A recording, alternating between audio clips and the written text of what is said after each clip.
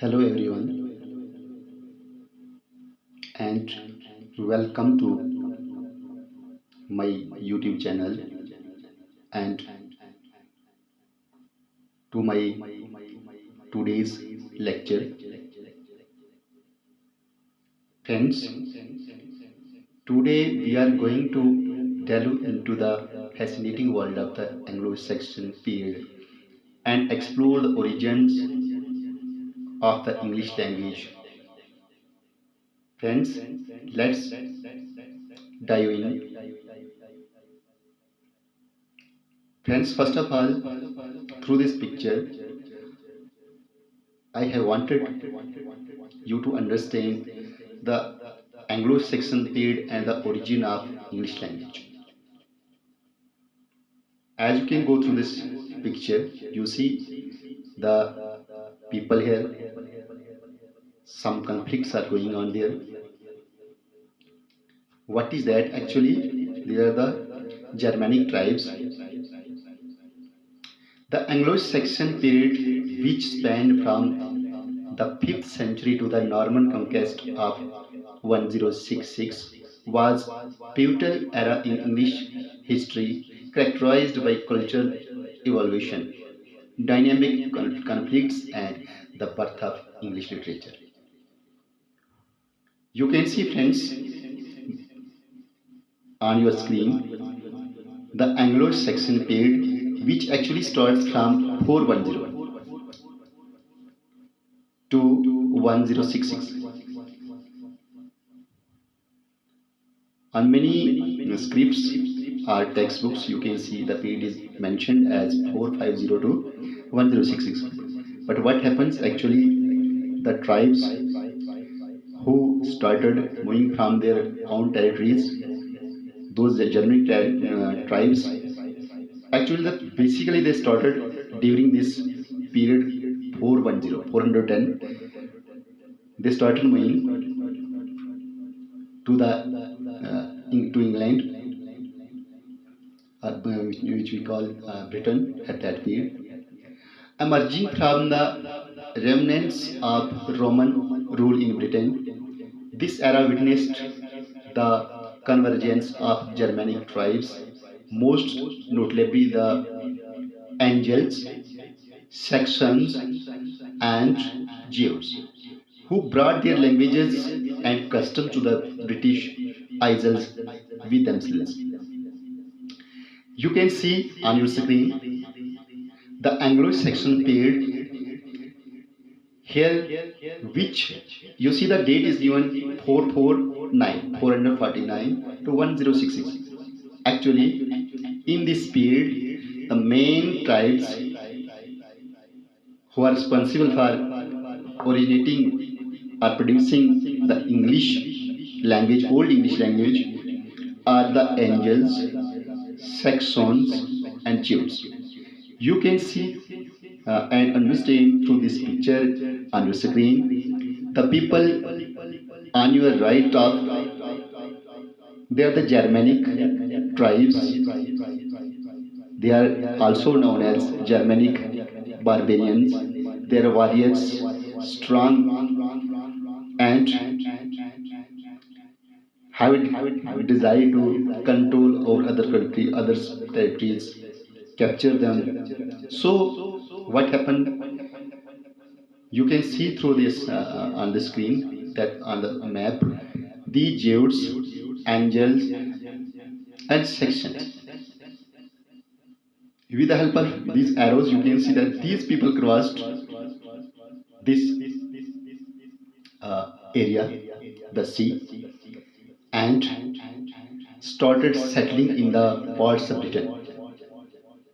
You see, there are many other tribes besides Jews, Angel, and Saxon, the Parisians, but they moved later.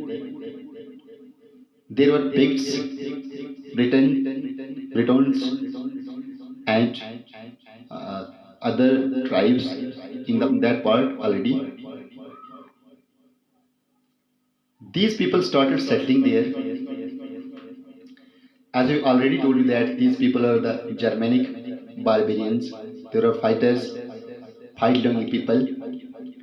You can see on your screen the people, they are in a mission of invasion to that part, to the Britain. You see here they have captured the parts of Britain and settled there and fight. You can see the fights going on there. Friends, actually, these tribes,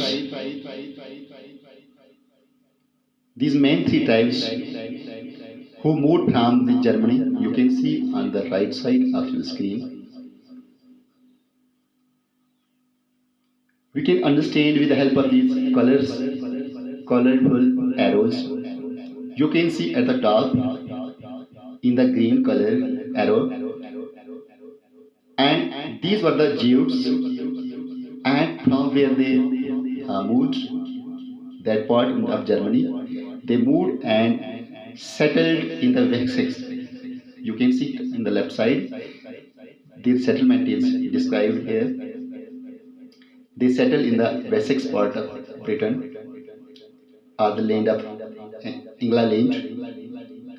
After that, in yellow color, these are the angel tribes who moved from Germany parts and settled in the Northumberland and Mercia. Finally, we have the Saxons who moved from this part of Germany and settled in the East Anglia. These Germanic tribes settled in various regions of the Britain, each bringing their own dialects.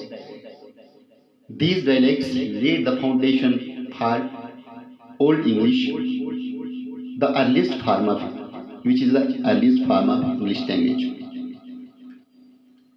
Now, friends, the period of start of Anglo-Saxon literature came. What happened when they mixed with each other to restore the peace and normalcy, as I told you already in my first series of lecture in the history of English language. So, friends, despite the challenges of fragmented society and external threats, the Anglo-Saxon period gave rise to the rich literary tradition. Actually, the people start composing poems or songs or stories, but though these things started in the language called Anglo-Saxon language, because most of the people of that part, they used to uh, talk or speak in the a mixed up dialect of Angles and Saxons.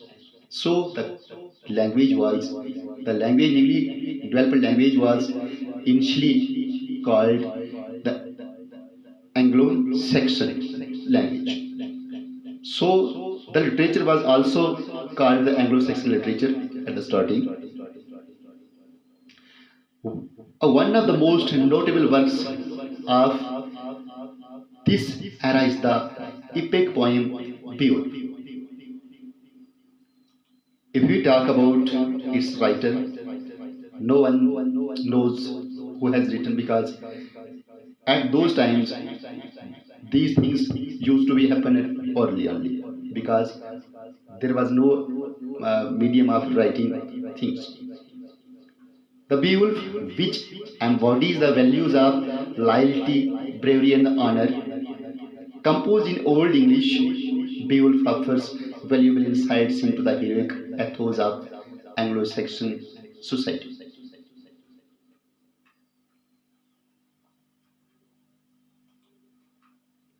Another significant figure of this era is Bede. often referred to as the father of English history. BD has also started creating things, creating literature. His ecological history of the English people provides invaluable insights into the early history of England and the spread of Christianity across the island. Friends, there are some features of that literature of that part, that period. You can see at your screen. Actually, they started with the poetry, singing songs, poems, etc. So, poetry, what was the feature of that poetry? That was the pagan poetry. So, firstly, it was called the pagan poetry. And what was it? It was a secular poetry. Emphasize the harshness of circumstances and the helplessness of humans before the power of fate. The seafarer, the wanderer, and after that, Beowulf, a famous epic of that time. And what was it, these things? These are the Beowulf. It was the first great English literary work and the national epic of Anglo-Saxons.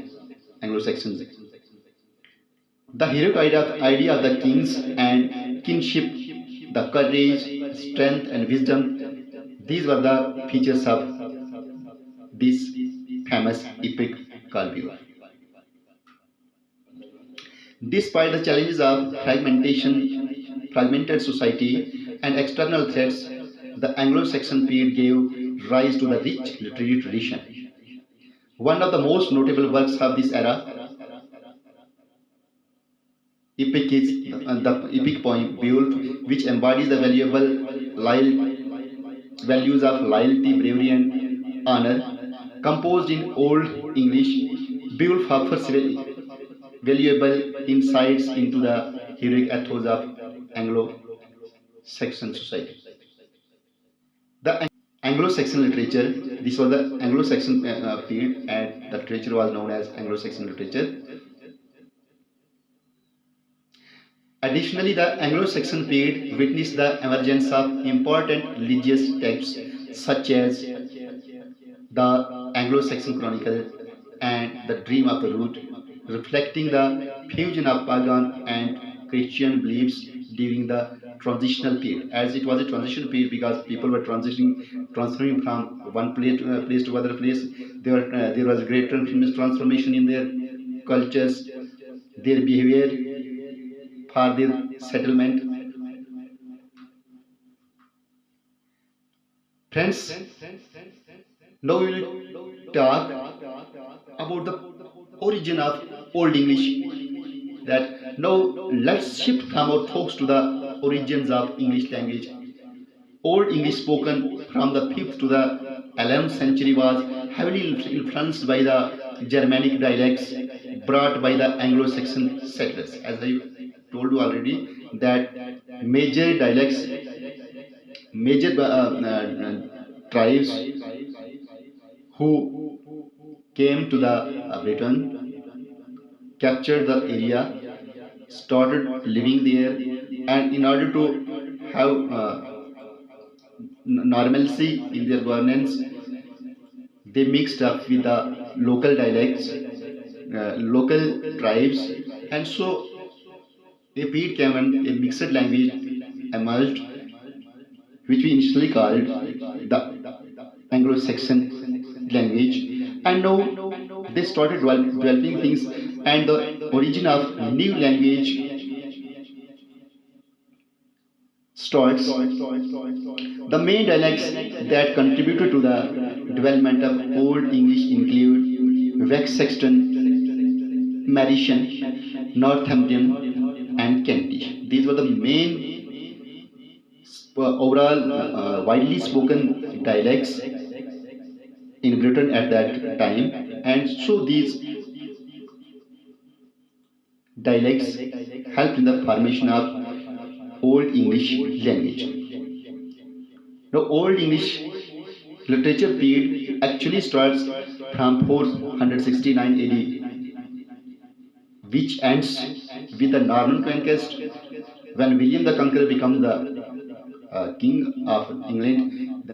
Now, the features of Anglo-Saxon literature, what were the features? As I have already told you, that they were oral tradition, there were poems and songs committed to be memorial, to memory and performed by scoffs, bards, gleemen or minstrels. With coming of Christian church, written literature began to evolve. It is to be noted that the written literature, it comes with the coming of Christian church. The important traditions in the literature were heroic tradition, celebrates heroes, elegiac tradition. It celebrates the passing of earlier or better times. As Old English evolved into Middle English after the Norman conquest in 1066, these regional dialects continue to shape the language. The merging of Norman French and Old English led to the development of Middle English. As I have told you earlier, that the Old English ends with the Norman conquest and the Norman king of Normandy, William the Conqueror, and when he continued to control Britain and becomes the king because their language was French. So Norman people and Norman king, they started and made French the dominating language in Britain with the start of Norman period. Merging of Norman French and Old English led to the development of Middle English, which eventually gave way to the modern English, which we know are using in the modern era. So, friends, there you have it, a brief overview of the Anglo-Saxon period and the origins of the English language. So, thank you for joining me today. If you have any question, feel free to ask me through your comments in the comment section. If you like these things, please like my videos, comment there, share the video with other friends, and please subscribe my YouTube channel. Thank you very much.